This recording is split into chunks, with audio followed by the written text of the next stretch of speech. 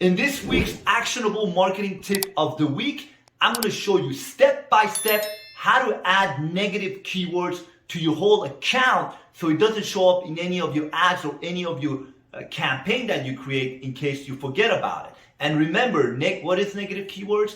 Negative keywords for your Google ads, what it does is it blocks, yeah, I guess I could say that. It blocks Google from triggering words that doesn't make sense for your business. For example, if you are an Italian caterer, you don't want to show up if somebody's searching for Indian caterer near me, because maybe you have the word Italian caterer near me, but then something happens and Google puts in the Indian word inside your campaign because you didn't make your campaign correctly. So this ensures that you won't show up when somebody types Indian caterer near me. So make sure you watch this video, subscribe, like. I get right to the point. Follow my channel, because if you do, I'll get more excited. And if you comment, I even get more excited. I would love to meet you